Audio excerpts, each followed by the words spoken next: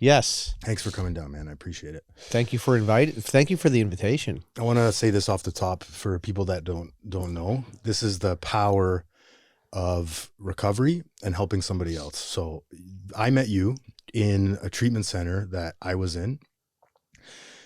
You came in doing an alumni meeting and you came back to carry the message and continue to do what was done to you, right? And so the first time I saw you come in, this is usually the first thing I notice about people that are in recovery and have been in recovery and have that sort of look about them, is that twinkle in their eyes. And when I relapsed after 7.5 years, I saw you guys walking through the door. The first thing I thought was, wow, look at these guys are happy, for one. They're happy to be here. This is when you came back, right? Yeah. Okay. This is when I came back and I was in that rehab. I'm like, I'm a piece of shit. How did I end up here? I see you guys walk in week after week, and it reminds me of, oh my God, I used to look like. I remember that feeling of just being happy to live life. And I hadn't had that for a while. And so you came in with that sparkle in your eye. You had recovery in you. You were talking about recovery, and I could tell how passionate and how much it meant to you. I just want to say thank you for that. And I've told you this before, and but that's what we need to do here, because that helped me in the beginning. Remember that I could get back there, and that I wasn't a piece of shit. I wasn't done. I could get back there. We talked about this before you and I sat down. We kind of touched on it. This is what was done for me. And how you just expressed how you saw the twinkle in eyes, and you saw like people who seemed happy, seemed to have a calm, seemed to have some serenity. I saw the same thing when I was in your shoes 6.5 years ago. People walked in. I was skeptical, but there was just something. There was just something, and it made me feel a part of something. So I know what it's like, man. And this is what we do. We give back, right? Yeah. Without expectation either. It's like, I'm just going to show up. I'm going to tell my story. If it helps somebody, great. That's the goal. But if it doesn't, I'll try it again next week. Yeah. Right? And look, that place was right around the corner from home, right? So like for me, it was Wednesday nights. Every Wednesday, I'm going home. I'm going back to treatment, right? I'm going back to treatment. And if somebody's there and I make a connection, great. If not, it's a good remember when for me too. Yeah. So it was self-serving almost in a way, if you know what I mean. Like if it helps somebody, great. But if not, that's okay. Yeah. So tell me, usually I like to start off the podcast with paint a picture for everybody what your last day of using looked like. Oh boy. The last day. So it's I'll give you the date. Friday, December the 14th of 2019. I come to. You know what I mean when I say come to? Wake up, right? Wake up. And I'm pretty sure it's about 9 a.m. But I have no idea what day it is. I have no idea what time it is. And I'm in a hotel room. And I'd been in this hotel room for 5 months in isolation. Got goosebumps right now. What's that? I remember that. Yeah, you've heard me talk about this before. I'm sitting in this hotel room. And prior to that last day, it was Groundhog Day. Day after day after day after day. And I'd accepted that I was never going to leave here. And there was no sadness. There was no poor me, because I was just numb the whole time at this point when I was awake. And you know what, you hear these terminologies like hopelessness, despair, terror, bewilderment, things like that. Those phases are phases in those moments of clarity. But that day, that last day you specifically asked about, coming to and hitting it, right? Hitting it, getting high, thinking it's just another day in the 5 months. And that last day, there was a knock on the doors, 2 police officers. And I had no idea that it was about to end. And that was that last day, man. It was Groundhog Day interrupted by a couple of police officers doing I thought it was a wellness check. It turned out to be a Form 2. Familiar with the Form 2? No, what's that? A Form 2 is issued by a Justice of the Peace. They sign off, and it recognizes, or it allows the police to find the individual, take away their rights for 72 hours because they're considered a threat to their own well-being. Mm. But a judge has to be convinced to sign that. And that was my mother's doing. So they served me the Form 2. I'm high. I'm trying to read this, and I'm trying to manipulate too, right? I got two cops at the door of the hotel room. It's all garbage behind me, and I'm high, and I'm thinking I'm gonna get busted because there's paraphernalia everywhere. They're like, we got a Form 2, and I'm like, okay, let me read this thing. But I'm just sketching out in my head. I'm just like, how do I get these guys out of here, and how do I get back in there to hit the pipe? And then we left, and all I'm thinking is I'm gonna get back here soon. I'm gonna get back here soon. But that was it. That was the last day, man. They took you with them? They took me with them. So what does that look like? You go, what happens after that? And you were doing stimulants, just to be clear here, like at this point. I was smoking crack cocaine. Yeah. Smoking crack cocaine. Was freebasing it in the hotel room. Had my setup there. So what does it look like? They hand me the Form 2. They say they want to come in, help me get my clothes, and I'm thinking, man, they're gonna find the bag. And I'm cooked. And they looked right at it, and they didn't even say a thing. And I was kind of freaked. I look back in retrospect, and I realized these guys, I don't know if angel is the right word, but they picked the right people. Like I could tell that these officers, it seemed to me they had experience with people who are sick because they treated me with kindness, compassion. They were gentle. I was scared just because they were cops, but they did not do anything to make me feel afraid, whether it was their behavior or anything like that. They were like, hey man, let's just come with us. We're just gonna take you to the hospital for an evaluation. So I grabbed a backpack. It was December, and I'd been in that hotel room since July. So all I had was a little backpack. I was wearing a hoodie, I had a t-shirt, I had socks on, underwear. I'd been wearing the same thing for 5 months. So like there were holes in it, it was soiled, and I thought, okay, I'll go do what I got to do, and I can weasel my way out of this and get back to the room. Never happened. That was it. So that Form 2 essentially stated that I was a threat to myself. I go to the hospital. I'm under psychiatric evaluation. So I go through a process where it's an intake nurse, another nurse, a psychotherapist, another healthcare professional. So like 3 or 4, it's still a bit of a blur, but there were 3 or 4 people who analyzed me from 11 a.m., starting at about 11 a.m. And by 6 p.m. they said, yeah, we're keeping you overnight. Oh. Yeah, and I was pissed, right? Because I thought I was going to weasel my way out of that. And you're there all day not using, right? So you're like jonesing and sketching out, and all these emotions are going through your mind. And in the hotel room when the cops came, so there's the 2 beds. And between the beds is the night table. You ever seen Mentos? Yeah. There's mints. So I got the perfect Mentos cooked rock. And when I hear the knock, I stick it in the drawer. And the whole time, like you just said, I'm jonesing and I'm sitting in the hospital. Oh, you know what's on my mind? That Mentos. Looks like I'm like, I know where it is. Yeah. I can vision it. Right? I'm obsessing and I don't even know it. Right? I'm just gotta get back. But that was it, man. That was it. And then so from there, did you go to treatment right away, or what did that look like?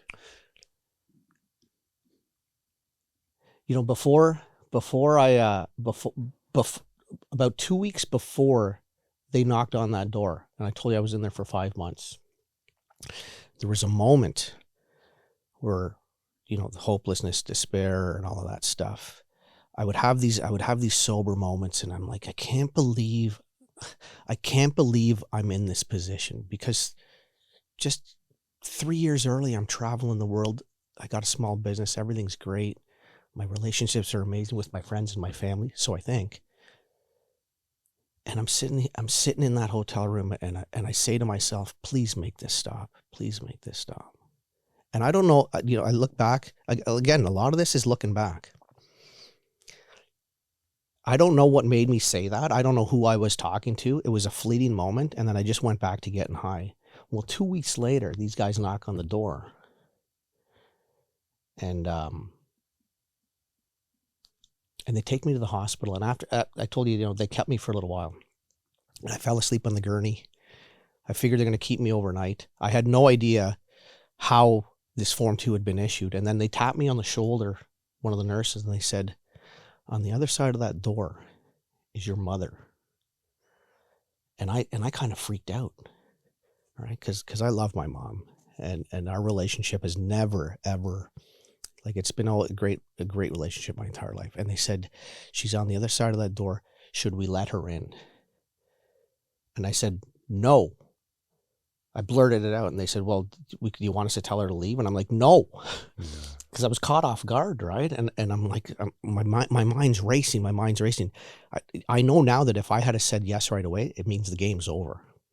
And I thought about that moment. I was on the bed going, please make this stop. And here's my chance. And I said, let her in. So you asked the question, what happened? She walks in.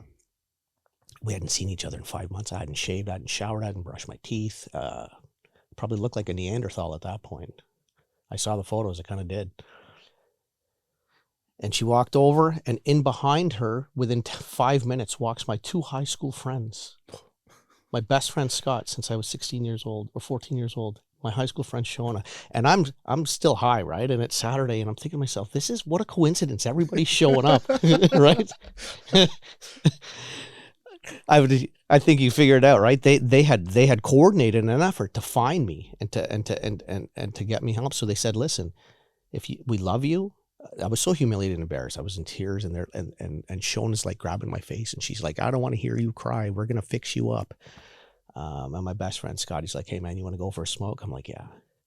And my mom's chilling out a little bit now because she's finally seen me, but she's still in tears. And they're like, okay, if you want help, we're gonna help you. And the nurse comes over and says, it's a 72-hour Form 2. They get to take my rights away for 3 days. But they said, we're going to let you leave if you have a plan. And my mother leans in and goes, we have a plan. And I said, what is that? And the nurse goes, what is that? And they said, we're taking him to rehab. And she looks at me. She says, is that okay? I said, yeah, that's okay. I didn't even question it at that point because I had my family with me. When I say my family, I mean Scott, Shona, and my mom. So like there was this instant, everything's going to be okay kind of feel. It's kind of weird in the moment because, I'm high, I'm freaked out, but I'm also going into withdrawal. And now I got my family here and my friends here saying, we're going to get you help. Like everything seemed to be moving so fast.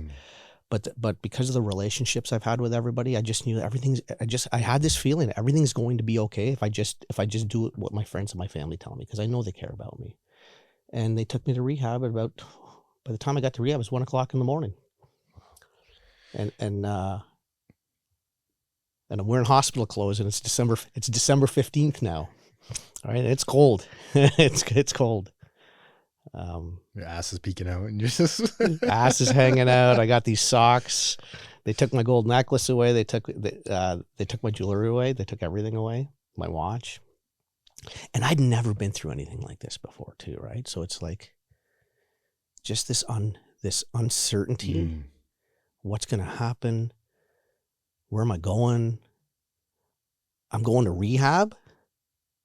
I'm 46 years old. I'm going to rehab. Fuck. How did I get here? Yeah. You know what, Anthony? That's exactly what it was. It's like, and all of that frustration and like bewilderment. How did this happen, man? But I got Mom sitting beside me, and I got Scott sitting beside me, and I got Shona there, and so it was like so many crazy emotions going on at the same time. I love what you said there. You pretty much summed up all of recovery to me, anyways, which is, I don't know what's going to happen next. This sort of faith that just has to happen for us. I'm going to trust that this is going to work out because I don't see any other way on my own. So I'm going to listen to somebody else for a change, and I'm going to jump. It's a leap of faith. But something deep down inside of me is just telling me that it's going to be okay. I don't know that it's going to be perfect. I don't know if it's going to work, but I'm going to be okay. And so that leap, like that right there is the crux of recovery. I still do that today.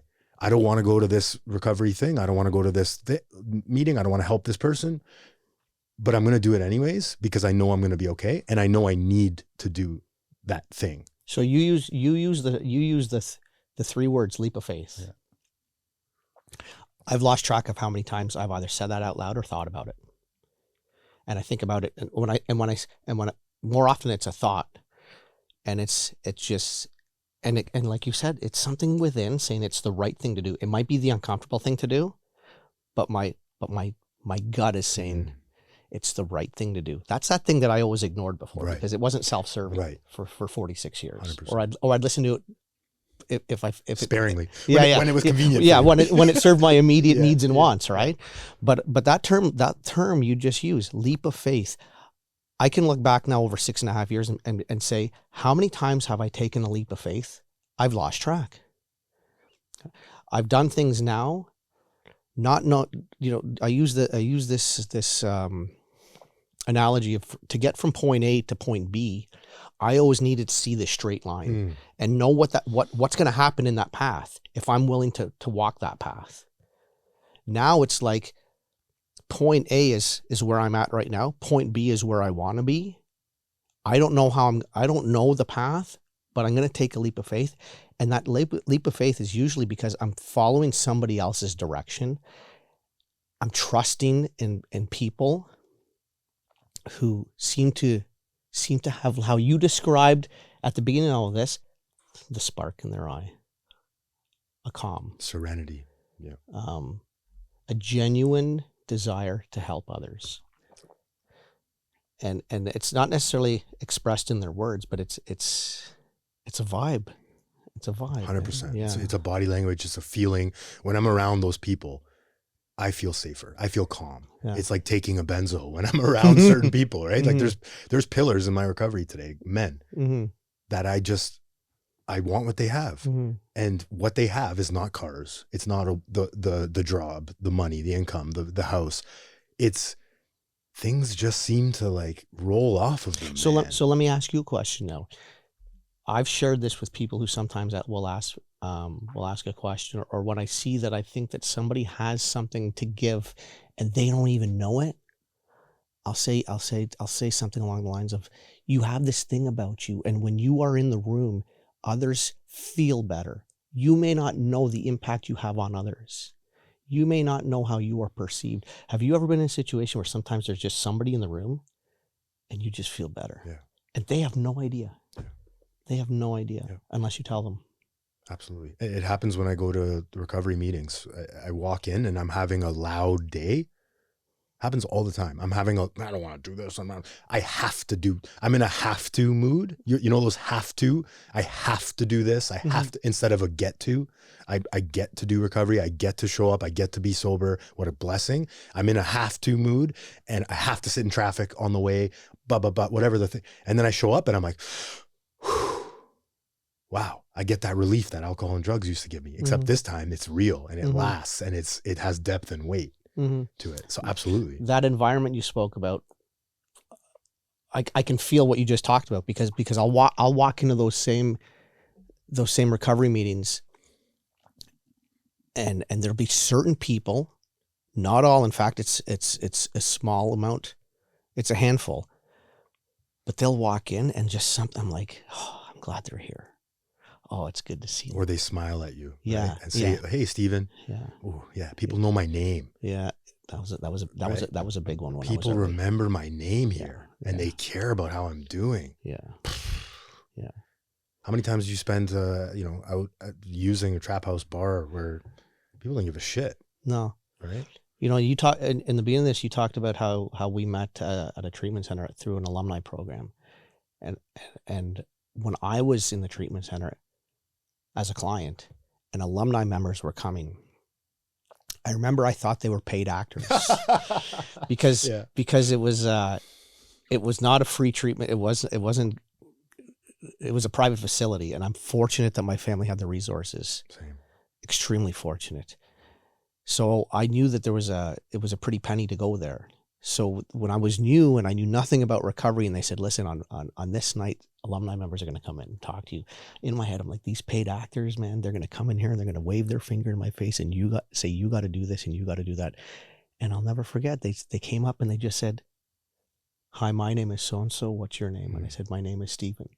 And they said, nice to meet you. And they would just walk away, or they'd just just like they didn't wave their finger in my face.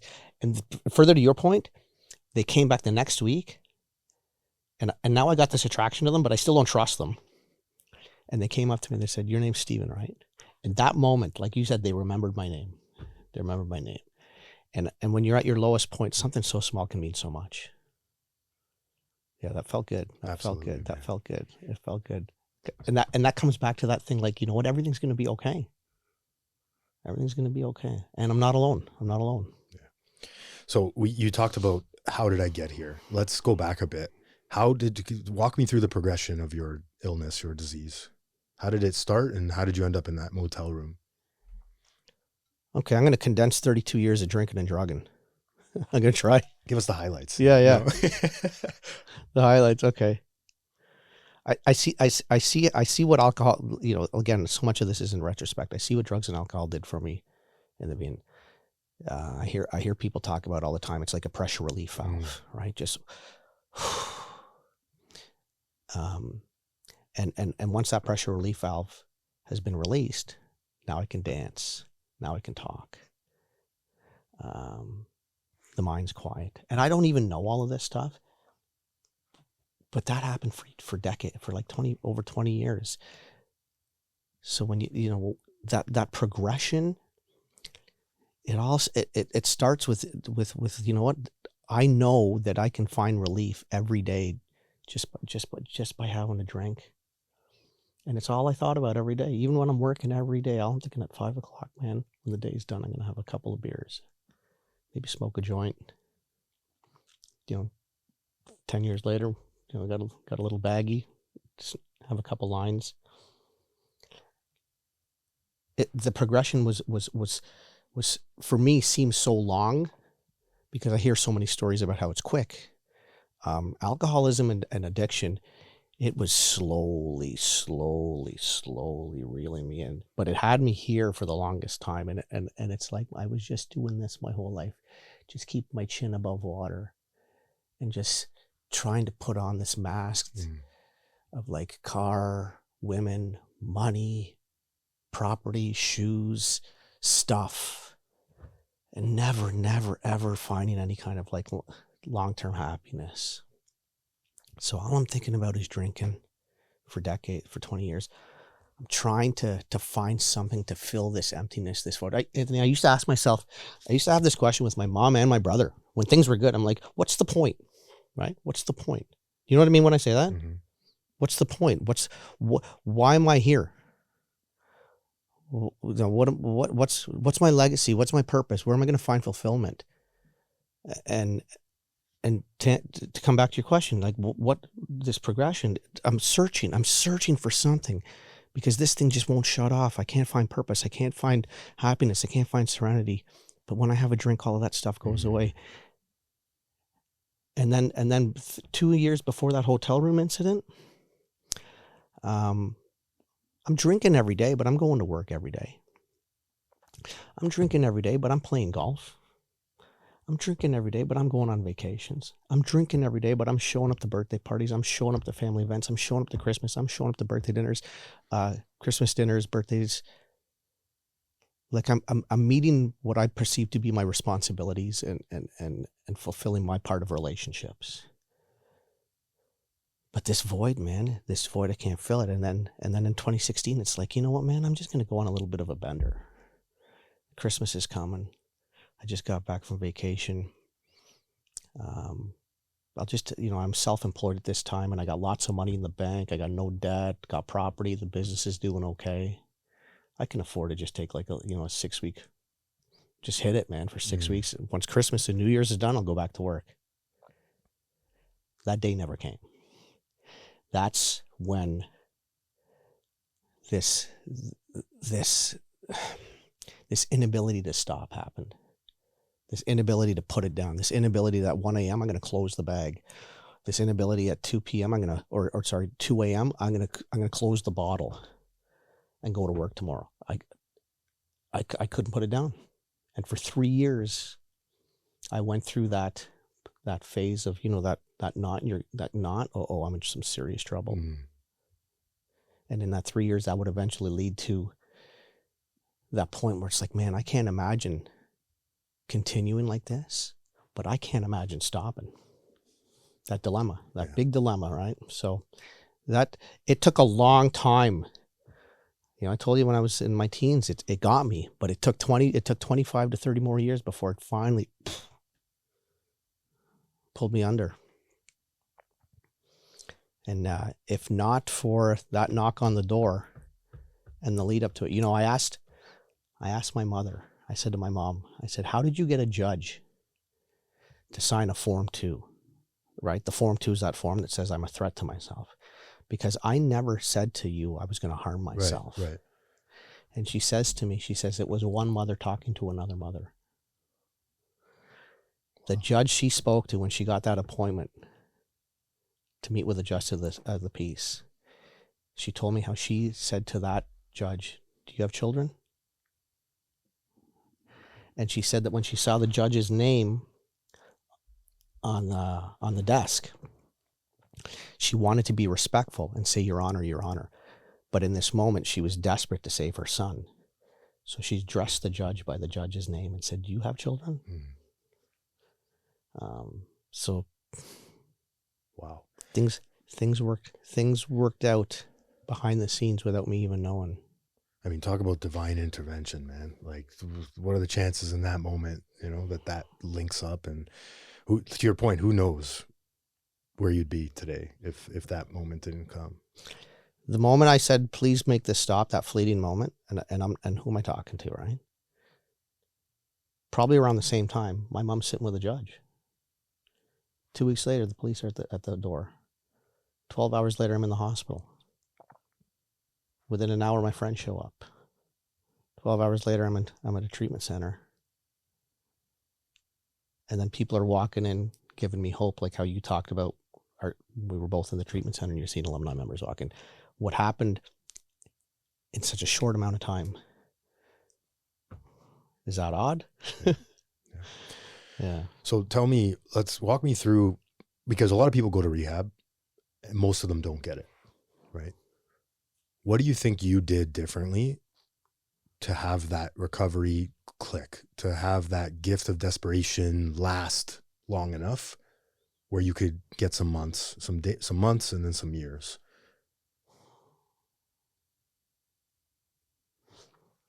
We use the word hope, right? A lot, right? We're people like us are often hopeless, and we're looking for hope. So what's going to give us hope? Usually, I shouldn't say usually, for me, hope started with the support of the family. But you said, when I'm in treatment, what changed? Or what was the catalyst, I guess, right? Yeah. What was the catalyst? Yeah. The catalyst for me was, and this is part of that, the sequence of events were divine intervention, you said. The people who were there when I arrived were the right people at the right time for me. There were counselors who I had immediate trust in. Look, one guy said to me, he goes, Stephen, did you try to quit? And I remember thinking to myself, is this a test? Right? Like I'm in school, right? Like what's the right answer? Yeah. And in my head, I'm like, and I spit out the truth. I say, yes, I tried to quit. And I felt so humiliated and embarrassed because I felt like I failed, right? And he put his hand on my shoulder. He says, I believe you, kid, because I tried too. Moments, right? They're moments, right? Like, oh, okay, I'm not the only one. And you seem pretty happy, so maybe I should ask some questions. So now I'm getting hope. And I told you about the alumni members, right? They're giving me hope. But there was another turning point. So there's 6 clients in the house when I get there, 5 or 6, and they're all young. And we're sitting around in group sessions, and they're bitching and complaining. They're bitching and complaining. My mom, my dad, my boyfriend, the this and that. Nobody's taking responsibility, right? Now, I'm new, so I'm like, all right, this is how people talk. Well, I'm blaming everybody else now too. I got problems too. Yeah. I'm a put you. You want to play victim card?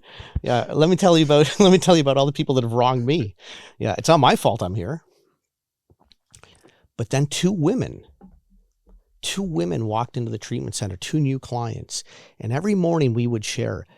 And it's funny because I was enamored by these women because I was physically attracted to them, right? They were cute. That was my first thought, right? And I'm like, yeah, they're pretty cute. But in those morning sessions, instead of bitching and complaining like everybody else was doing, they said, you know what? I had sobriety and I lost it because I didn't do this. They started taking responsibility for their, everybody else was playing the victim card. They were playing they were taking responsibility for their actions and being honest about their shortcomings. And I was sitting there in that room going, what the fuck is this? Holy It's shit. like a different language at that point. Completely. Right. They were speaking a language of recovery. Spiritual ease. Yeah, spiritual ease, yeah. So it's funny because I'm looking at them going, yeah, she's cute. But then it turned into, holy shit, man. And these are women, right? What, I don't mean to diminish the others, but they were younger but these were grown ass women. And I realized right away, they've had recovery. They're taking responsibility. I'm really interested in what they have to say. And I stopped hanging out with these people in rehab and I started to follow them and listen to them. You know, you talked about having been in and out before. It's like I had an unfair advantage because they were there.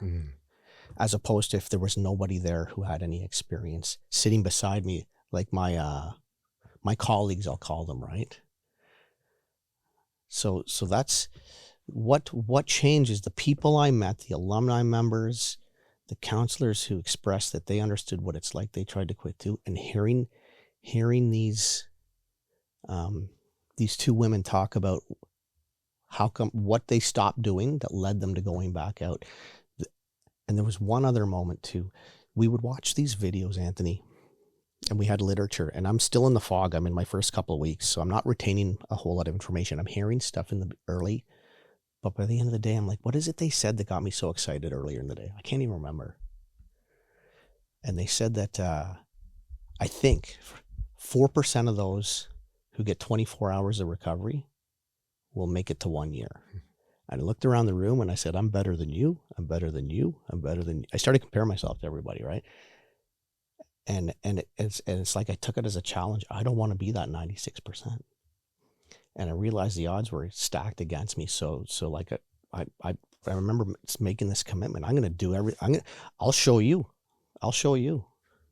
It's kind of how I felt. I will give this my best effort. It was ego. It was ego driven at that point, right? It was my ego going, I'll show everybody. Yeah. Which is interesting because, that it ends up hurting you more than but ego is a funny thing because we still need it, right? So when we talk about deflating the ego, I need some of that ego to thrive in life and in recovery. So to your point, that's why you hear a lot of people say, fake it till you make it. Like for me, that works in the beginning. It does.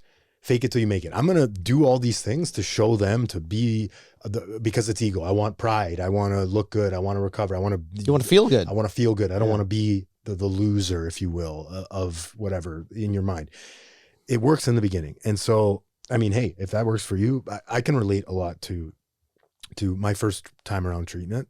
I was 23 and this was in Minnesota in 2015. It was all young guys. I was the oldest one there as well. At 23? At 23, I went to a kids treatment center. Yeah. Dude, there was people there. There was kids there, 14, 15, 16, abusing they look like zombies at 16 years old. It was heartbreaking to see. And I did the exact same thing you did.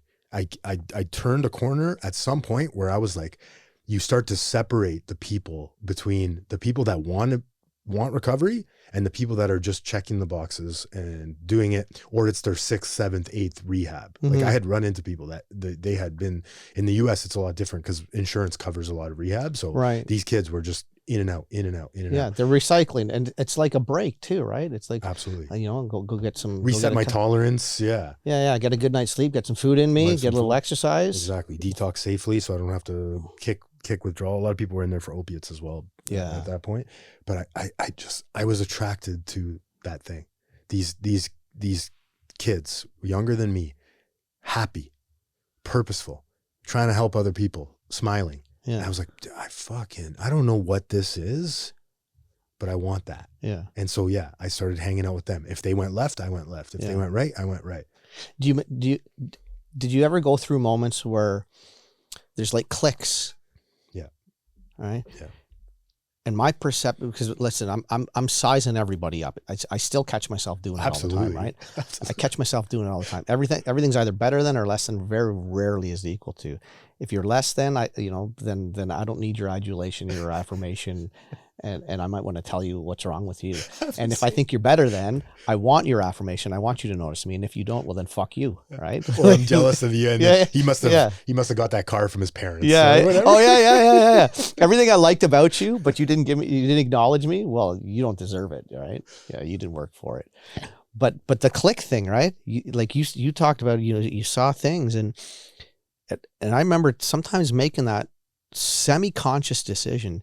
Do I want to hang out? That looks like fun, but that doesn't look like I'm going to get better doing that. Right? So they're hanging out in the back of the treatment center, smoking butch, talking shit. Yep. Yeah. These are here's the nerds over here, reading their literature, doing their homework, showing up on time. They're not watching, I forget that show. Something Island. Love Island? Gilligan's Island? No, it was one of those matchmaker ones, right? Love Island. Yeah. Every night they're pushing the couches together and they're sitting around. We got to watch this. I'm like, oh my God, I got to get out of here. Yeah. I got to get out of here. Yeah, I'm building a resentment. I'm playing ping pong just to piss them off so they could hear the ping, ping, ping, ping, ping, ping, ping. But it's the difference between like performing or and like truly wanting to change, right? Yeah. I don't remember, you've been through it twice, going to treatment. 3 times. 3. Okay. I don't recommend it. No, not going back. Maybe the first time if you need it, right? Yeah. Try not to go back. So many of the decisions that I made early on, I feel like I wasn't consciously making a decision. I was listening to something inside of me for the first time saying, hey man, you might want to keep your mouth shut and do as you're told this time. And a big part of it was, hey man, your mother saved your life. Your brother's on the other side of the world and he's trying to save your life. Your best friend showed up and walked you through those doors of treatment. Like, part of me wanted to do it for them. Right. It was an interesting time. It was an interesting time. The uncertainty, the fear, the anxiety, but all rooted. But what soothed all of that, and we talked about in the beginning. If I just do what I'm told, everything's going to be okay. And I had faith, and I didn't even know it. I had faith. I'm happy you brought that up because I actually wanted to go into that, and I talk about it a lot on here. The word God and faith, and it can be hard to talk about, right? But I try not to shy away from it because it's such an important part of my recovery. And for me, it's spirituality. It's not religion. Talk to me about faith and how it's changed over time and where it kind of plays a role in your recovery. Okay, so we're 2 guys talking.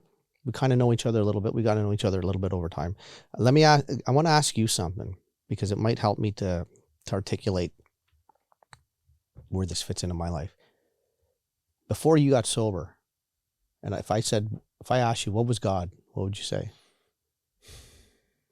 I would say church. I would say Christianity.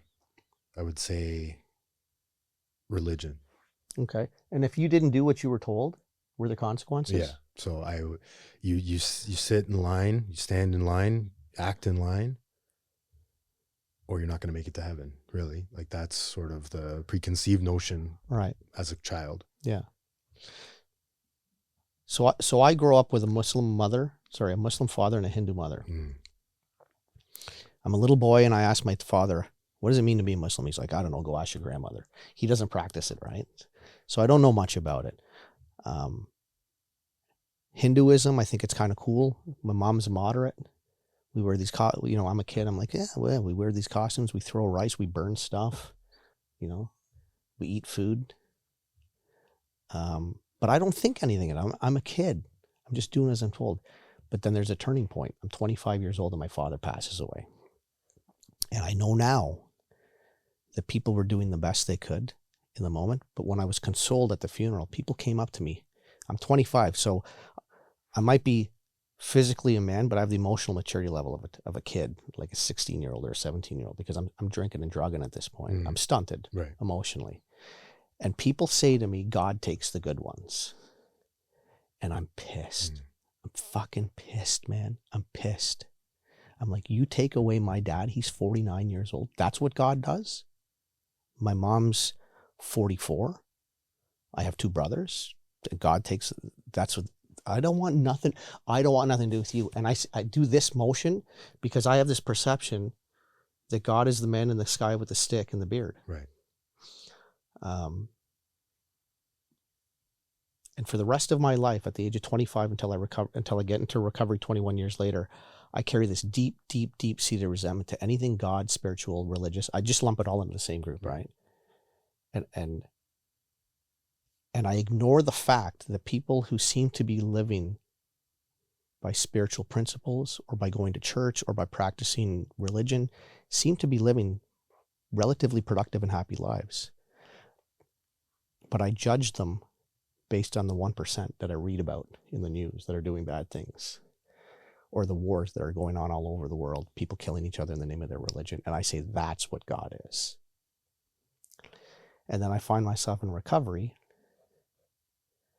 and it's been suggested to me that I can't do this without some spiritual guidance, with some spiritual help. But I don't know what that means, because I put it all into the same thing. And the moment I hear spirituality, I'm thinking back to when people told me God takes the good ones 21 years ago. So now I'm at another crossroads. I want to get well. It's being suggested that I seek spiritual help, or they accept spiritual help. But I'm blocked, man. I'm blocked. I cannot let go of what happened. But then that same gentleman who said to me, hey, Stephen, did you try to quit? And I said, yes. He says, I believe you, kid, because I did too. He says to me, he goes, he said, you're in treatment, man. You've tried to quit? I said, yeah. He goes, well, just keep an open mind. Why don't you try something, right? If it doesn't work, it doesn't work. Remember I talked about ego? I'll show you. I'll keep an open mind. You want me to keep an open mind? I'll show you. I'll have the best open mind ever. My mind, right now I'm comparing myself to everybody in the room again. You think that you have an open mind? I'll show you how open my mind is. But a bit, so when I asked you what God was, right, you talked about symbols, I guess, kind of, right? Right. And I was the same way. I couldn't remove my old ideas, these prejudices that I had, and I didn't even know I had them. So he says to me, if there was a God, Stephen, I said, there isn't. He says, okay, but hold on, you said you're going to keep an open mind. I said, yeah. He goes, but if there was an open God, what would he be? And I said, what do you mean? He said, like what would be some of his principles? And I remember talking about loving, compassionate, considerate, tolerant, forgiving. And he wrote it down on a piece of paper, and he goes, there's your start. And something shifted, because I no longer saw God as a thing. I saw spirituality as principles. So now my mind's not just open because I'll show you. My mind's open now because I'm actually feeling like, okay, this is starting to actually make sense. I had to stop thinking about the man in the sky and start thinking about, how do I want to be?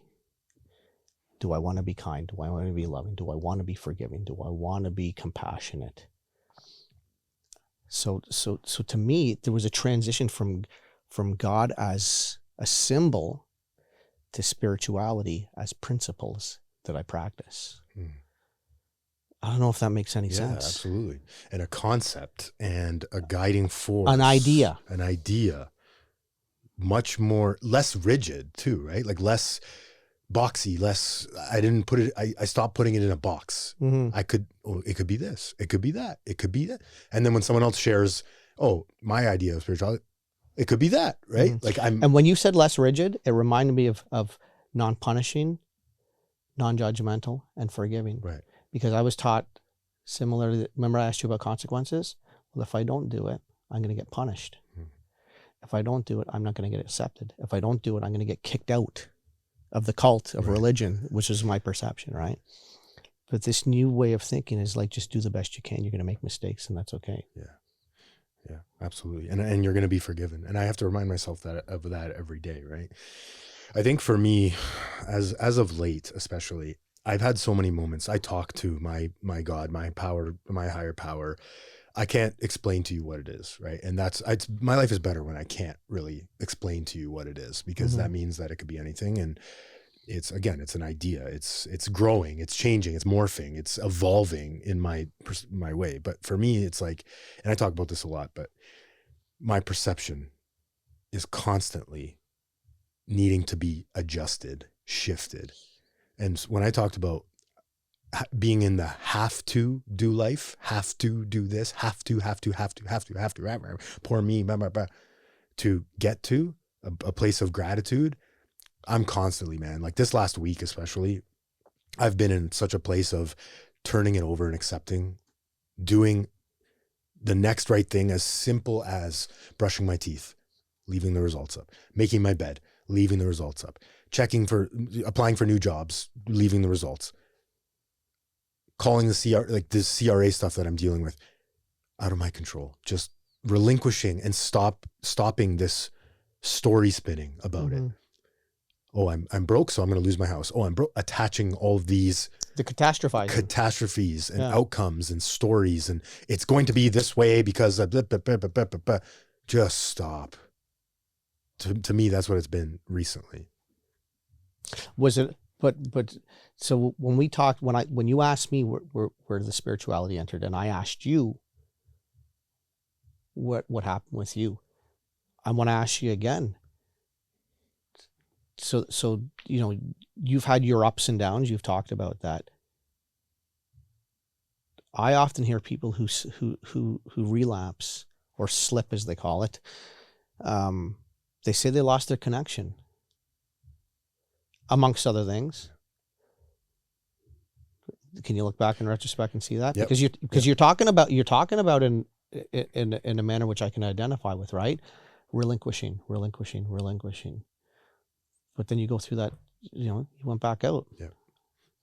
And I'm happy you asked that, because that is exactly how I identify it. My primary purpose today, right now, as I talk to you, I don't know about tomorrow. Yesterday was the same, but today is to help others and stay sober and carry the message, help others. There was a point in the 7th year, and you talked about this before you came into recovery. I did this exact same thing. I'm not connecting. I'm disturbed. Okay. It always starts with I'm disturbed. And we talked about this before you walked in here. I love the word disturbed because it encompasses how I feel so often. It always starts with I am disturbed because things aren't going my way, but I'm attaching ego, whatever. Circumstance happens, disturbed. That person doesn't say something I don't like, disturbed. And it's like this state of, oh my God, overthinking things and blah, blah, blah. I'm scanning the environment. I'm on high alert. Starts with disturbed. And instead of going to my recovery community, going to my higher power, my prayer, my meditation, my practice that I've been doing for 7 years, I start to look for outside things. You nailed it on the head. Process of elimination. First, I go to the body. I'm fixing my body. I'm fat, body dysmorphia. I remember you spoke about that. I'm working out. I need to do steroids because I don't feel good about my body. That doesn't work. Okay, next. ADHD. Hold on. Let me just. Okay, go. But did it work for a brief moment? Yeah. There was moments of. Yeah. But then this. It's never enough. Yeah. It's like getting high. It's like getting high, right? My biceps not big enough. Yeah. My chest, my pec isn't, my abs aren't showing. There's always something wrong. There's never enough. So it's a moot point to chase these things. And so that's why I go to the next thing, because steroids didn't work. I start hearing about ADHD medication. And this is like a high level thing. I'm sure there's like micro processes happening throughout the day where I'm looking for food. That's not working. I'm running a lot. That's not working. The job, I get a promotion at work. That's not working. The next thing, it progresses, and this is over a year period, into, I've never solved this ADHD problem that I suddenly think I have. And how long has this been going on now? If you had to put a this time is stamp over on a it? year period. Yeah. So And what's going on with your connection? I'm not praying. I'm not Yeah. meditating. I'm Yeah. still going to recovery meetings. I'm still doing but I talk about this a lot. I'm performing. Taking up a seat. I'm taking a seat. I'm not actually practicing. I'm not a member. You're a pretender. Yeah. And I'm pretending to do recovery because I know I need to, and I'm going through the motions, and I'm showing up to places and people are asking me how I'm doing. I'm not doing well because I'm already having secrets. Right? This is another huge part of it is secrets. It comes back to secrets. I'm not talking about, when I say secrets, I think sometimes it gets confused with, oh, I need to tell everybody about my past. Like I was, those deep, really dark secrets. That Yes. Yeah. and this didn't happen to me, but I was abused or whatever. That's not what I'm talking about. The things you're ashamed of, you're Right. humiliated about, you're embarrassed. But I think I hear what you're saying. You're saying that whatever's weighing you down, you need to get it out of you. Those current plans and ideas for me. Ooh, I'm going to fix this by doing this. Those plans and ideas, those are the secrets that kill you, that take you out. And so, or the financial stress that you and I both talk. We're both dealing with stuff, right? Great point. If I don't talk about it, Yeah. right? Yeah. It's going to take me down. Yeah. That's no dirty secret. Yeah. That's just what I'm dealing with. Exactly. But it's important. It's getting current. And that's why on this podcast, I love to get current and talk about that because it's so important, right? I can tell you 6 ways till Sunday how I've recovered from alcoholism and addiction, and my life was so and now I'm great. What the fuck are you? What does your week look like, dude? And that's why when I come into recovery space, I want to hear about that shit. Yeah. Tell me about how you're struggling. If you sit here, not you, but if someone sits in front of me and tells me they don't have unmanageability or they gloss over it, you're a fucking liar. I don't care what you're lying to. Everybody in this world, including people who are on the top of their recovery game, has unmanageability. Yeah. Look, removing the obsession, that's great. That's clearly an objective. But how you living? Exactly. How you living? I want to hear about how you flipped off the old lady on the street and then like we're so embarrassed that you did that, right? Or yelled at the Uber bike. This is what I do. Uber bikes bombing down the fucking sidewalk, almost taking people out. I scream at him, and I haven't done that recently. Hey, but the guy who's tailgating me on the drive here coming down the 400 and I see him, so I'm not tapping my brakes. I'm just letting off the gas. Yeah. I'm letting off the gas. Right? But your motive, right? Oh, my motives are like, I'm going to make you eat my bumper, motherfucker. Exactly. That's the shit I want to hear, right? And people need to hear that too, because it's like, oh, I do that too. You know, we're not perfect, right? So I can spin this recovery story. Anyways, just to quickly finish my relapse point. Eventually I started seeing ADHD medication, and I'm like, I have ADHD. That's it. And I'm not telling self-diagnosed. No, yeah. I mean, I was diagnosed, but I lied like through my teeth to get the diagnosis. I manipulated the doctor. I shopped around, and I don't think I have ADHD, but I'm not a doctor, right? My point is, I've been fine in the 7 years. Not fine. I've been thriving in the 7 years. I lost my connection with the higher power, with power greater than myself, with helping others. The principles of our life that we work, they start to fall off one by one. I'm not as honest. I'm not as humble. I'm not, and then I lose my connection, and I'm not telling people. And then I manufacture this problem. That's what it is. I'm manufacturing a problem. I can't focus at work. Meanwhile, I've been promoted. I'm doing great. I'm not connected. I'm not filling that God-sized hole. And then I look to eventually ADHD medication. Oh, this is fun. Remember what was really fun, Anthony? Chopping it up and snorting it. There you go. Yeah. Cocaine, and now benzos, and I'm getting into all these other things. And I hear this story countless times. The slow drip. My curiosity, it might be insidious. And it's funny because when I was new, when I'd hear people relapse, I'm like, I want to know what happened. I want to and I'm telling you, I still want to know. That tells me you're working a good program. Because by the time you're chopping up the benzos, shit had long gone sideways. Absolutely. And where does it, and you hear the stories. I look back and I emotionally relapsed long before I picked up a drink. Months. I emotionally relapsed years. long before I bought a bag. But in it you don't see it. But as you're telling a story, we can clearly see it. Hindsight, 2020. Yeah, you said it perfectly. Yeah. Life is lived forward and understood in reverse. And maybe what I'm searching for in this insidious questions that I ask my friends who relapse or others is there a moment But most of the time, the answers I get is there's not a specific. It's so gradual. Cunning, baffling, Yeah, powerful, yeah, patient. yeah. It's chipping away, it's Chipping chipping away. away, chipping away, Yeah. chipping away. It's waiting for that weak spot. It's like a what are those ticks you get, right? They start to embed themselves, and they dig and they dig and they dig and Get they under your dig, and skin. eventually they're in you. Yep. Yeah. Yep. And now you have a whole ecosystem of them. Yeah. Right. And you got But no idea. you know what moments I can remember though? It's a great question because it's important to know, right? How do I catch myself before I relapse? That Yeah. tells me you're working a good program. When people ask me, I'm happy they ask me because I have a new experience to share. Yeah. I hate that I went through that.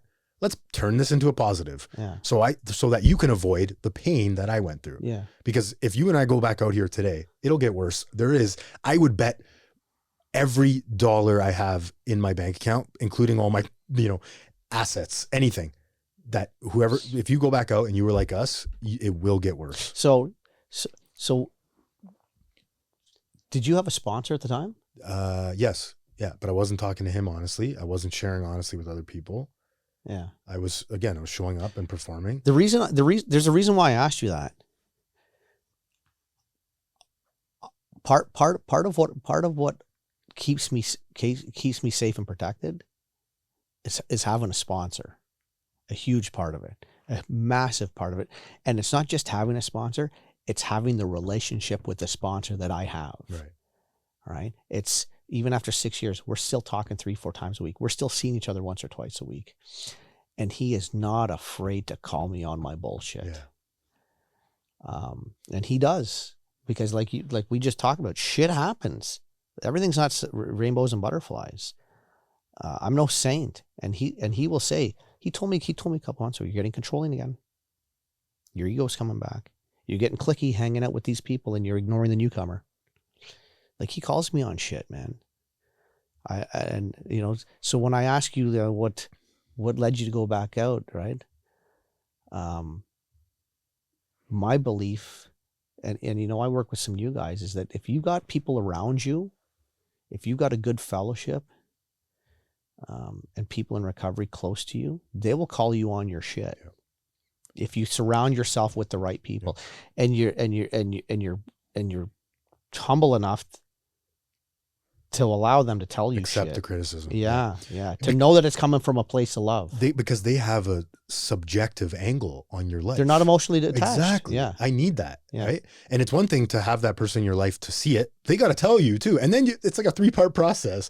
You got to be around them. Mm-hmm. They have to see it. They have to tell you. And then you have to do something about it.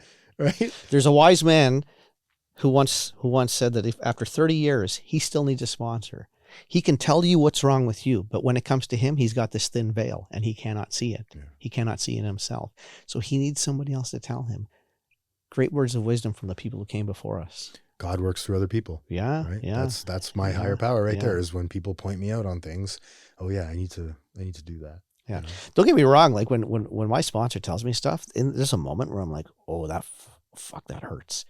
But then it's almost immediately overcome with, oh, fuck, he loves me and he's just telling me what's good for me. Your ego is just taking a knife. Yeah. Okay, let's close with this. I guess what are some current unmanageabilities in your life today, and how are you working on them? We talked about the one thing that's big in my life right now is financial insecurity. Like, this one's gnawing at me, man. This one's keeping me up at night. Same. This one's got my head spinning. This one's got me playing out delusional fantasies in my head when I lay my head down at night. When I wake up in the morning, it's always back there. On the drive down here, it's here. I come into recovery and I think, you know what, I've got this debt, and within 2 years I can get rid of it if I do the right thing. And here I am 6.5 years later, and the debt's still eating me up, man. It's still eating me up. So how am I dealing with it? Not well, Anthony. Not well. I have, if I do the next right thing, everything's going to be okay. Take a leap of faith and have faith. Like, that's ingrained in me today and yesterday and the days before, right? The spiritual faith. Everything's going to be okay. Everything's going to be okay. What's the worst thing that's going to happen? But man, it's tough. It's tough. What am I doing about it? looking for a new job, looking about going back to school, trying new things at the job that I'm in now because it's commission based and it's not meeting my needs or my wants. It's my biggest challenge right now. Same. I'm struggling to deal with it. Yeah. I'm struggling to deal with it. I'm putting my head in the sand sometimes and distracting myself with other things, right? Let me focus on this and not worry about this. Yeah. It's tough, man. It's tough. That's the most current one. You talked about the body stuff. I'm 52. I put on 30 pounds after I got sober, and I was always in good shape. And I got body image issues that I deal with. I remember when you spoke recently and you said it, and I'm like, fuck, man, he said what I'm going through. But you gave me permission to say that right here, right now. Right? I struggle with that. And the way I cope with that is much easier than I'm coping with the financial insecurity. Because you know what? Let me just continue to eat the berries and the bananas and do a little exercise and have some protein and stop eating as many potato chips and chocolate. It's a diet. And acceptance. I'm 52, man. Gravity's going to happen. Put on a couple pounds. It's okay. Get a little chin. It's coming. Man, you nailed it though. I mean, we're so alike in that, and it's. I'm happy that you share about it, and it's great to hear about it because, yeah, it's every day. It's like, what can I do about this right now in this moment? Am I going to die if I don't lose weight right now? Am I going to die if I don't pay off my debt right now? And let me hit you with this one, okay? So you talked about self-diagnosing ADHD so you can get medication. And then next thing you know, you're chopping it up. And then you and I meet for the first time because you've relapsed. You're back in treatment as a client and I'm an alumni member. I just told you the story about sitting in a hotel room, coming to at 11 a.m. after being in it for 5 months, smoking crack cocaine, thinking I'm never going to get out of here. And here I am worried about nothing is ever going to be as bad as it was on December the 14th of 2019. Oh, that's such a great way to end it. Remember when? It's so true. It's so fucking true. I just got goosebumps thinking about that. You've been through the worst part of your life. Yeah. Already. Nothing's ever going to be that bad, right? So I might be lazy. I might be sloth. Those are my problems too, right? Laziness, sloth. But everything's going to be okay. Everything's going to be okay. I love it, man. Thanks, Steve.